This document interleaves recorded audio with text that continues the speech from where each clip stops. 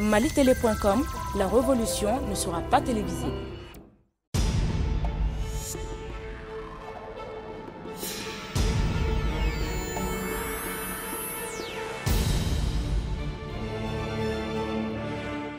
Mesdames et messieurs, bonjour, bienvenue dans l'émission Sans détour qui reçoit aujourd'hui M. Gaussou Koulibaly. Il est le secrétaire général de l'Union soudanaise RDA, issu des travaux de la conférence nationale extraordinaire tenue il y a de cela 2 semaines à leur siège à Moribabougou. Avec lui, il sera question de ce renouveau de ce vieux parti, des partis des pères de l'indépendance de notre pays, mais aussi la situation actuelle, la situation à qui l'élection à venir. Monsieur Koulibaly, bonjour. Bonjour. Merci d'avoir répondu à l'invitation de Malitélé.com, une télévision qui est sur Internet. Vous êtes aujourd'hui notre invité de l'émission Sans détour. Alors, pourquoi ce renouveau au niveau de l'Union soudanaise RDA qui a connu beaucoup de péripéties avec l'émergence, sinon la création de l'UM-RDA aussi? Merci beaucoup. On a voulu cette conférence nationale, le renouveau, parce que, comme vous venez de dire, depuis 2010, le parti a subi beaucoup de problèmes, a connu beaucoup de problèmes, a subi beaucoup de coups. Raison pour laquelle nous sommes dit il est temps que les vrais militants de l'Union soudanaise RDA se retrouvent pour échanger sur la vie de leur parti, afin de donner un nouveau souffle au parti. C'est dans ce cadre que nous nous sommes retrouvés le 13, comme vous venez de le rappeler, en conférence nationale extraordinaire, qui est une instance du parti, les secrétaires généraux des sections de l'intérieur, plus quelques membres du bureau politique qui sont restés fidèles au parti, pour examiner la situation du parti et la situation de la nation. Donc, dans nos échanges, il est ressorti que, effectivement, la création de l'UM-RDA a un peu secoué le parti, mais il fallait se donner le temps pour pouvoir digérer ça et repartir sur de nouvelles bases. C'est dans ce cadre qu'après échange, il y a eu un remembrement du bureau politique.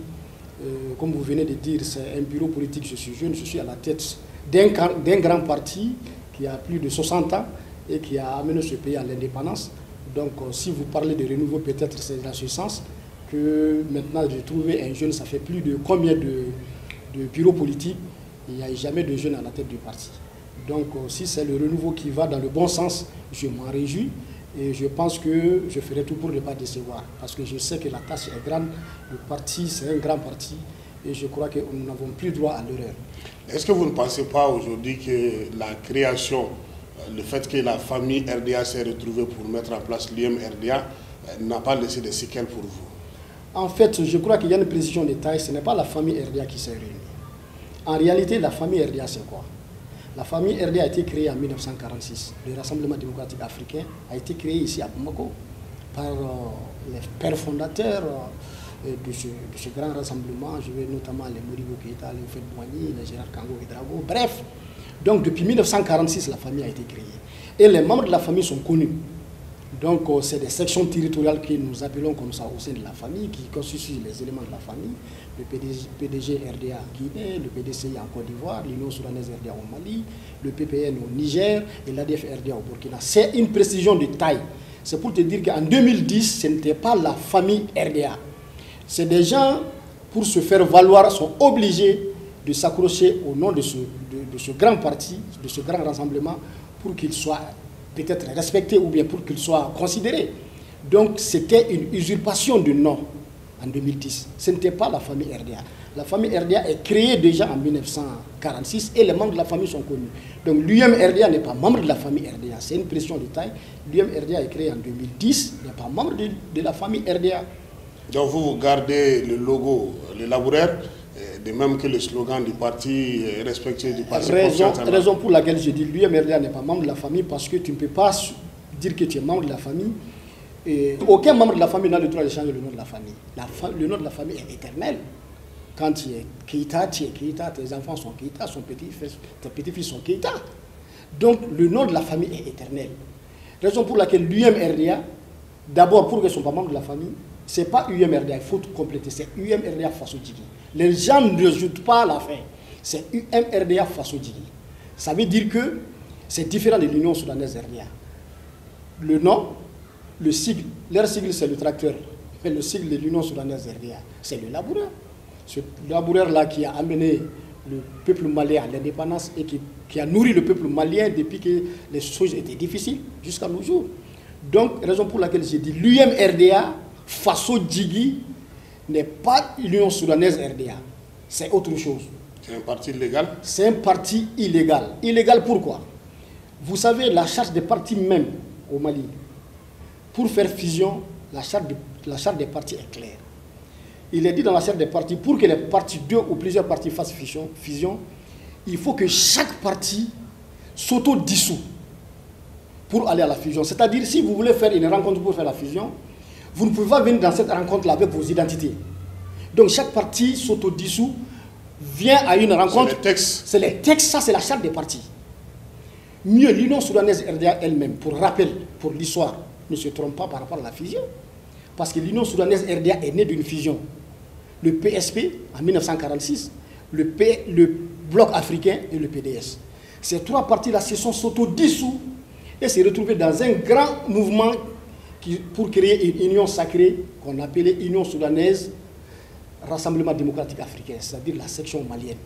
Voilà comment l'Union soudanaise, pour l'histoire, ça veut dire que l'Union soudanaise RDA est habituée aux fusions. Mais ce qui s'est passé en 2010, le Bédia est venu en tant que Bédia, le bureau politique, ce n'est même pas l'USRDA, le bureau politique de l'USRDA est venu comme USRDA, le MJT est venu comme MJT. Comment un parti peut dissoudre un autre parti? Ces partis-là se retrouvent dans une rencontre, une causerie peut-être, excusez-moi du terme, pour dissoudre tel ou tel parti. Le Bédia n'est pas dissous. Pour que la fusion soit légale, il faut que le Bédia soit dissous, l'Union soudanaise RDA soit dissous, le MJT soit dissous, et le 4e parti, j'ai oublié le nom, soit dissous pour qu'il se retrouve dans la fusion. Mais ça n'a pas été le cas. Mieux, l'Union soudanaise RDA, dans ses articles, dans les statuts, en article 55, est clair. La dissolution de l'Union soudanaise RDA est faite par un congrès extraordinaire organisé par l'Union soudanaise RDA elle-même. Puisque la dissolution est difficile à faire, ce congrès, ce n'est même pas la majorité qualifiée. Les 2 tiers des membres du congrès qui peuvent dissoudre l'Union, en ce moment le parti. Et la dévolution des biens du parti est donnée à une autre organisation qui a les mêmes objectifs et les mêmes idéaux que l'Union soudanaise RDA. Ça veut dire que notre texte a même prévu la dissolution du parti. Ça n'a pas, vous êtes homme de la presse, est-ce que vous avez jamais entendu qu'il y a eu un congrès extraordinaire de l'Union soudanaise RDA pour sa dissolution? Ça n'a jamais été fait. Alors, vous redynamisez, vous revenez à un moment où on parle d'élection. Vous serez candidat ou comment ça va se passer?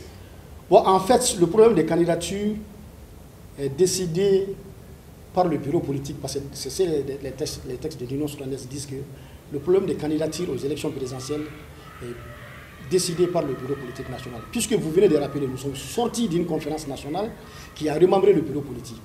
Donc nous demanderons un peu de patience à la presse, le temps de se concerter et prendre une position. Mais d'ores et déjà, nous disons que nous sommes dans un regroupement ADPS.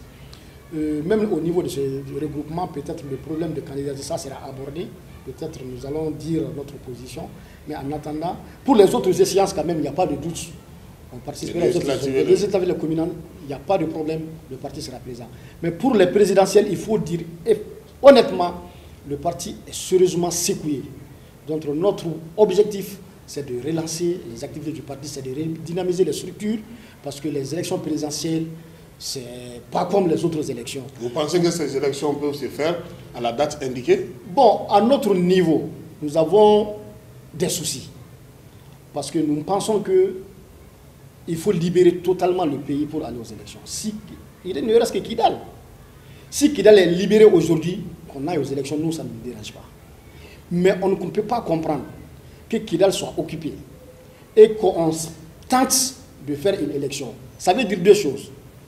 Soit, si on fait les élections sans Kidal, soit on accepte et on donne raison à ceux qui disent Kidal ne fait pas partie du Mali parce qu'on a organisé les élections sans cette partie. Soit on donne raison à ceux-là qui disent, même s'ils font partie du Mali, il faut leur donner leur autonomie. Pour éviter, je dis des pièges, des débats comme ça, prenons le temps qu'il faut pour libérer Kidal et aller aux élections. Sinon, à notre niveau, au niveau de l'Union soudanaise, nous n'avons aucun problème parce qu'il faut sortir de cette situation de transition.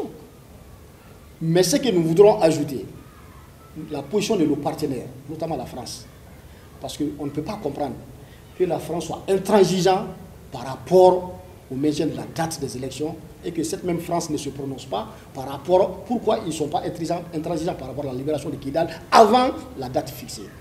C'est des questions que nous nous posons. Donc la France doit aller jusqu'au bout de la logique. Ils sont venus au Mali pour la libération totale du territoire.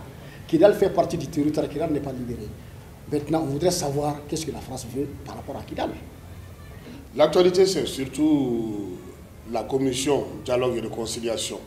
Comment vous voyez cette commission? Va-t-elle être capable aujourd'hui de faire parler, de faire asseoir tous les Maliens autour de la même table? Donc, j'ai dit, au niveau de l'Union soudanaise et RDA, nous nous posons des questions. C'est-à-dire, d'abord, nous n'avons rien contre la commission, contre les membres de la commission. Mais nous nous posons la question sur l'opportunité de cette commission. Pourquoi?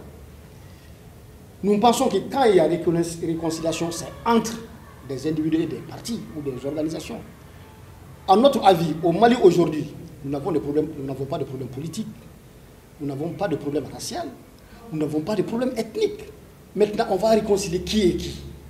S'il y avait ces problèmes-là, on allait comprendre qu'il fallait quand même une commission pour rapprocher les gens, les faire entendre, les sensibiliser, afin qu'on puisse trouver une solution au problème. Mais ce problème n'existe pas. Peut-être, s'il y a problème, c'est entre le MLA et l'État malien. Est-ce que cette commission est là pour peut-être engager le dialogue entre le MLA et l'État malien? Parce que, pourquoi nous disons ça?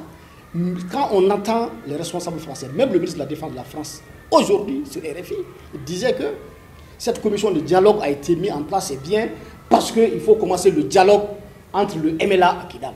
Donc c'est pour vous dire que, est-ce que cette commission, c'est pour engager le dialogue entre le MLA et l'État malien, ou entre les Maliens eux-mêmes, parce que nous disons il n'y a pas de problème entre les Maliens. Mieux, la commission de dialogue et de réconciliation, mais quand tu appelles les gens, s'il y a des problèmes, il s'agit de les écouter, de leur dire voilà, tel a raison, tel a tort. C'est ça la justice. Il faut que celui qui a tort reconnaisse qu'il a tort, que l'autre là, qui a été victime, pardonne. C'est ça. Mais est-ce que cette commission a cette prérogative? Parce qu'il n'y a pas de justice. C'est ça le problème. Il ne s'agit pas de venir dire, même s'il y a problème, bon voilà, je vous ai entendu, ça va.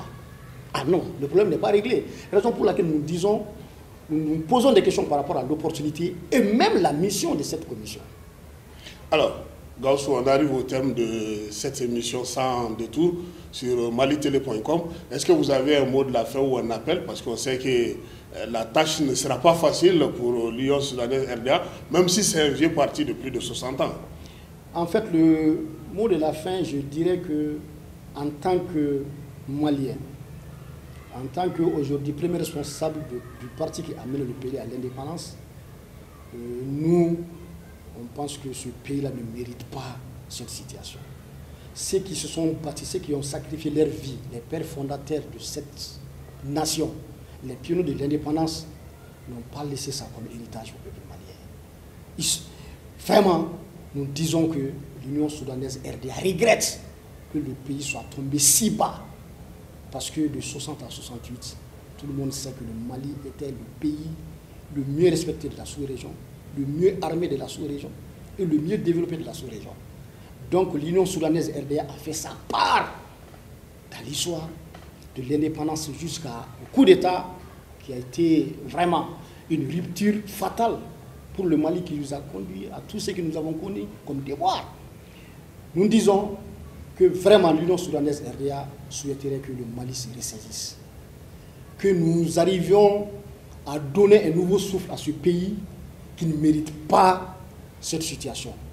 Nous disons que par rapport à la situation du Nord, la France a beaucoup fait pour le Mali. Le Mali a besoin de la France encore parce que le travail n'est pas fini. Mais nous disons, entre parenthèses, que le MLA, nous ne confondons pas le MLA et les Touaregs, le MLA et les autres ethnies. Mais nous disons, le MLA est un groupe terroriste. La France a pour mission d'aider le Mali à se débarrasser des terroristes. Nous ne comprenons pas que la France cohabite avec le MLA Kidal. On se pose des questions. Normalement, le MLA n'était plus au Mali parce que le Moudjao a chassé le MLA de Gao, de Menaka, de Kidal. Le MLA était dans les zones de Niger, Mauritanie.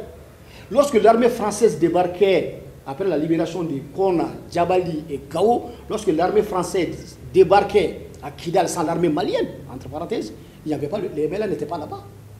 Mais les MLA est venu trouver l'armée française à Kidal, c'est quelque chose qui n'est pas normal parce que leur mission, c'était de combattre tous les terroristes. Donc, raison pour laquelle nous disons, entre amis, il faut se dire souvent certaines vérités, que la France accepte que nous sommes dans notre pays, on ne doit pas demander de permission pour s'y rendre dans une localité. D'après nos informations, l'armée malienne est aux abords de Kidal. La libération de Kidal est beaucoup plus politique que militaire. Voilà pourquoi nous disons que nous sommes désolés, mais nous disons que notre armée a tous les moyens aujourd'hui de rentrer à Kidal et de libérer Kidal. En ce moment, tout le monde sera à l'aise et maintenant la France va achever la mission importante, la mission historique qu'il a fait au Mali et que le Mali sera toujours reconnaissant à la France par rapport à la libération.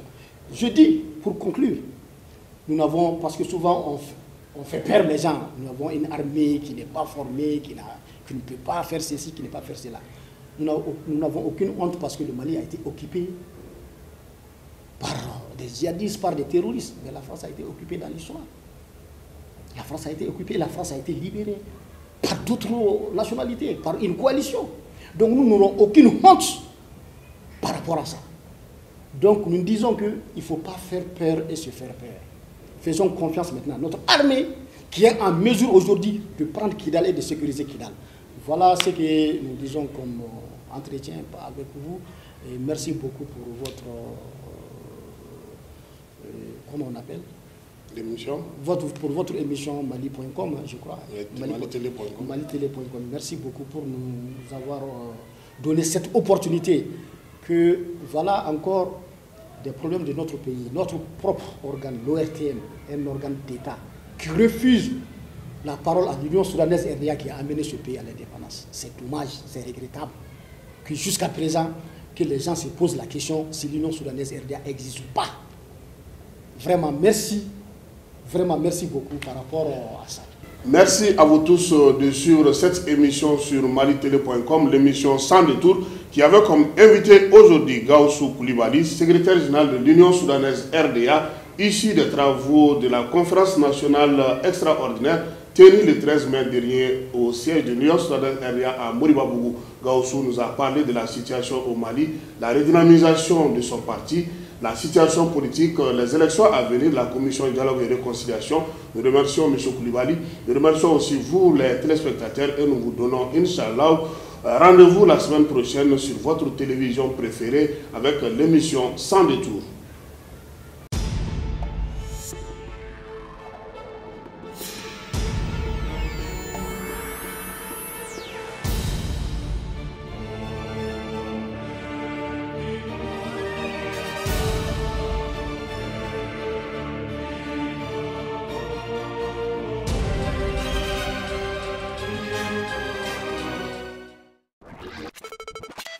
Malitélé.com, la révolution ne sera pas télévisée.